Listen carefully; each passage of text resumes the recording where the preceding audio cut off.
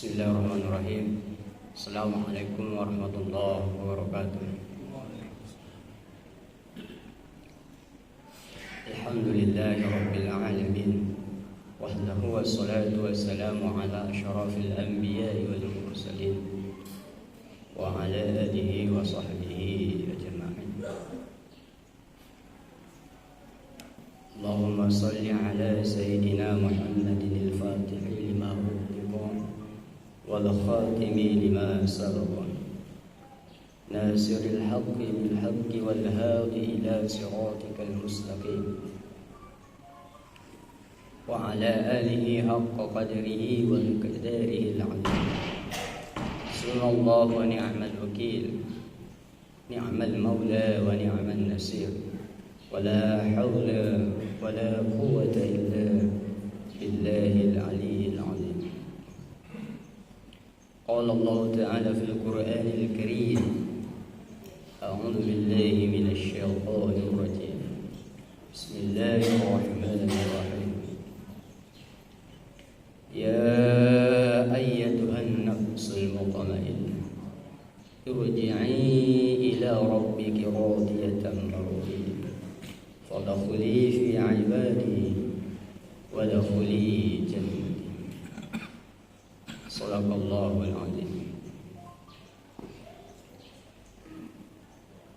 Kembali kita memperbaharui rasa terima kasih kita terhadap Allah Subhanahu wa taala. Pada siang hari ini Allah masih memberikan kepada kita nikmat kesehatan, namun ada nikmat yang jauh lebih penting, yaitu nikmat cahaya iman yang Allah berikan di dalam kalbu kita. Mudah-mudahan Allah Subhanahu wa taala senantiasa mencurahkan rahmat dan kasih sayangnya kepada kita semua. Amin ya rabbal alamin. Kita juga senantiasa mengucapkan salawat kepada Rasulullah sallallahu alaihi wasallam. Salawat merupakan salah satu wasilah atau cara untuk menghubungkan kalbu kita, menghubungkan rasa cinta kita kepada Rasulullah sallallahu alaihi wasallam. Allahumma salli ala sayyidina Muhammad wa ala ali sayyidina Muhammad. Hadirin sidang jamaah salat zuhur yang mudah-mudahan dimuliakan oleh Allah Subhanahu wa taala.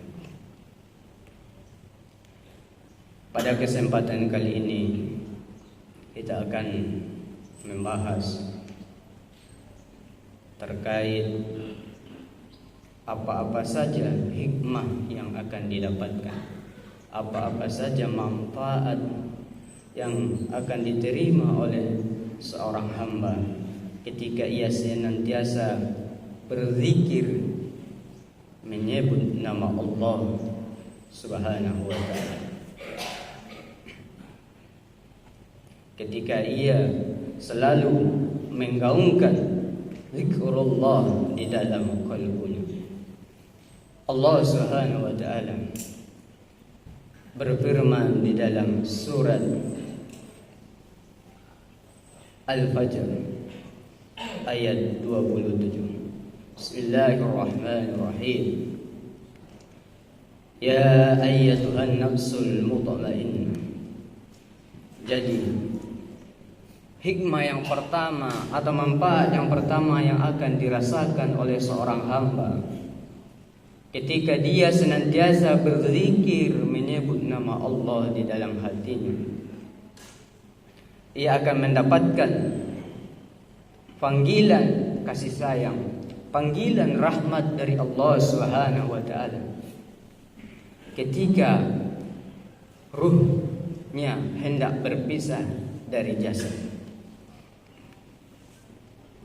Panggilan ini dilakukan atau diberikan, atau seorang hamba itu akan mendapatkan yang namanya nafsul mutmainnah. Jadi Bapak Ibu sekalian, nafsu itu ada beberapa tingkatan. Yang pertama namanya nafsu ammarah. Nafsu ammarah ini selalu senantiasa dia berkeinginan kepada hal-hal yang tidak disenangi oleh Allah Subhanahu wa taala. Selalu cenderung mengajak orang lain untuk mendurhakai Allah Subhanahu wa taala. Ini karakteristik dari nafsu ammarah. Maka diberikan juga gelar di belakangnya namanya nafsu ammaratun bisu, yang selalu mengajak seseorang untuk berbuat keburukan. Ini tingkatan yang pertama. Ada tingkatan yang kedua, namanya nafsul lawwam. Nafsul lawwamah ini tidak stabil, kadang ke kanan semangat beribadah, kadang ke kiri, dia tidak stabil, namanya lawwamah. Bagaimana cara kita untuk meningkatkan level supaya nafsu lawwamah derajatnya atau posisinya menaik, berpindah ke derajat nafsul mutmainnah? Karena hanya nafsul mutmainnah lah yang dapat seruan kasih sayang dari Allah Subhanahu wa taala.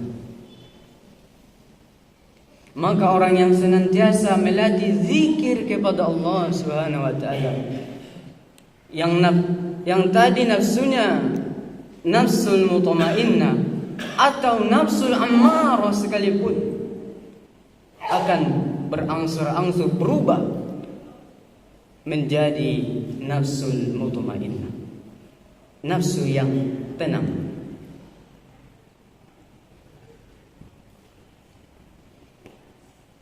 Jadi inilah nafsu yang dipanggil oleh Allah Subhanahu wa taala ketika ruh berpisah dari jasad. Nafsu mutmainnah ini akan digabungkan oleh Allah Subhanahu wa taala dan juga akan mendapatkan ridho Allah Subhanahu wa taala. Nafsu mutmainnah ini akan digabungkan kepada para hambanya, para sholihin, para syuhada, para aulia, dan para nabi sekalian. Ya ayyatuhan nafsul mutmainnah, irji'i ila rabbiki, kembalilah kepada Tuhanmu, radiyatan mardiyah, engkau senang pulang. Yang memanggil yakni Allah Subhanahu wa taala juga senang. Itu maksudnya radiyatan mardiyah. Setelah itu, fadkhuli fi ibadi, masuklah engkau ke dalam golongan hamba-Ku. Syekh Ismail Haq dalam kitab tafsirnya menyebutkan, hamba-Ku di sini diartikan tadi yaitu para nabi, para aulia, para sholihin, para syuhada, dan para sahabat Nabi sekalian. Jadi orang yang memiliki nafsu mutmainnah, dia akan digabungkan bersama orang-orang soleh.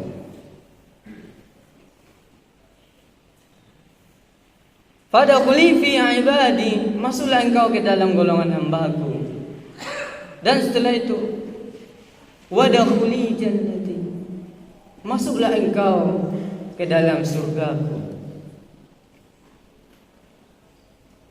Bahwa surga yang paling tertinggi adalah surga Firdaus, surganya para nabi, para rasul, para sholihin, para syuhada, dan para sahabat Nabi. Jadi orang yang memiliki nafsu mutmainnah, ia akan berada dalam puncak puncak kenikmatan yang luar biasa di dalam surga Allah Subhanahu wa taala, yakni di dalam surga Firdaus. Inilah hikmah yang pertama yang didapatkan orang yang senantiasa menggaungkan atau melanggengkan menyebut nama Allah di dalam qalbunya. Orang yang senantiasa berzikir kepada Allah Subhanahu wa taala, nafsunya akan berubah menjadi nafsu mutmainnah. Ini yang pertama. Yang kedua, Al-Quran surat An-Nas ayat yang ke-4 dan yang ke-5. Alladzi yuwaswisu fi sudurin nas minal jinnati wan nas. Jadi setan dan hawa nafsu tadi, dia berada di dalam luar kalbu atau hati. Jadi ketika seseorang selalu berzikir menyebut nama Allah, selalu menggaungkan kalimat Allah di dalam kalbunya, nafsu akan berubah menjadi nafsu mutmainnah. Dan yang kedua, setan yang senantiasa membisiki, memberikan waswasil khannas di dalam kalbu manusia, di dalam luar hati manusia, setan akan menjauh sejauh-jauhnya. Jadi inilah hikmah yang didapatkan oleh seorang hamba ketika dia berzikir menyebut nama Allah. Orang yang senantiasa berzikir menyebut nama Allah, dia dikategorikan sebagai orang yang ingat atau yang jauh dari kelalaian. Namun sebaliknya, ketika orang lalai kepada Allah Subhanahu wa taala, dia tidak senantiasa berzikir kepada Allah, maka setan, musuhnya manusia yang abadi sampai akhir zaman, dia akan senantiasa memberikan waswasil khannas, memberikan bisikan-bisikan, menyesatkan manusia, menjadikan manusia cinta kepada dunia, bukan cinta kepada Allah Subhanahu wa taala, bukan cinta kepada akhirat.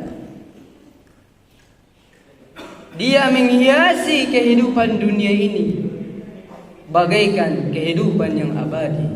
Namun pada hakikatnya kehidupan dunia ini adalah hanya sebagai perhiasan atau kehidupan yang sementara.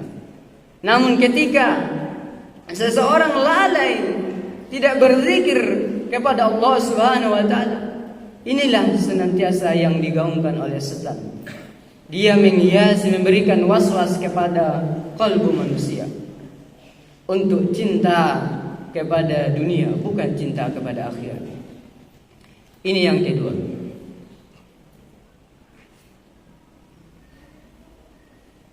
Yang ketiga yang akan didapatkan oleh seorang hamba ketika ia rajin atau senantiasa menghadiri majlis zikir atau berzikir kepada Allah Subhanahu wa taala adalah dia mendapatkan pujian dari Allah Subhanahu wa taala.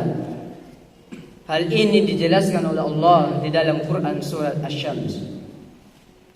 Qad aflaha man zakkaha. Kalau kita lihat lisikal atau susunan teks Al-Quran ini diawali dengan huruf qad. Kalau ini di dalam bahasa Arab artinya Allah sangat serius. Ini adalah kalimat penegasan. Ketika ada kalimat di dalam Al-Quran menggunakan qad, maka ini maknanya Allah benar-benar serius mengungkapkan hal itu. Qad aflaha man zakkaha. Sungguh benar-benar orang yang senantiasa membersihkan kalbunya atau orang yang senantiasa berzikir kepada Allah Subhanahu wa taala, sungguh dia akan beruntung. Allah puji orang yang senantiasa berzikir kepada Allah Subhanahu wa taala. Maka di dalam surah Al-Fajr tadi Allah panggil hamba yang senantiasa berzikir itu dengan panggilan rahmat dan kasih sayang. Ini yang ketiga.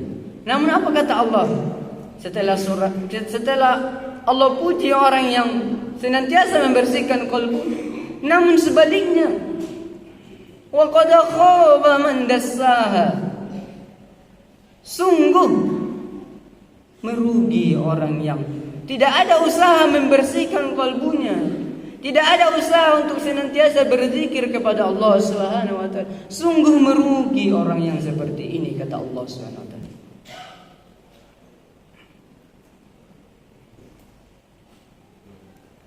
Inilah hikmah yang ketiga yang akan didapatkan atau diperoleh oleh orang yang senantiasa berzikir kepada Allah Subhanahu wa taala. Dia mendapatkan pujian langsung dari Allah Subhanahu wa taala. Yang terakhir, hikmah yang terakhir adalah kalbu itu memiliki beberapa tingkatan. Namun ketika senantiasa kita berzikir kepada Allah Subhanahu wa taala, yang semula dia qalbu marid, qalbu yang sakit, maka ketika seseorang rajin menyebut nama Allah di dalam hatinya, qalbunya yang marid akan naik menjadi qalbun salim.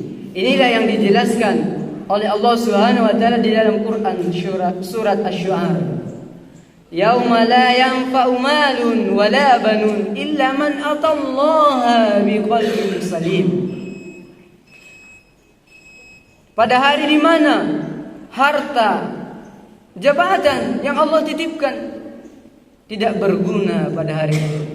Namun yang Allah nilai dari seorang hamba adalah qalbun salim, qalbu yang selamat, qalbu yang bersih, qalbu yang sejahtera, qalbu yang mutmainnah atau yang tenang.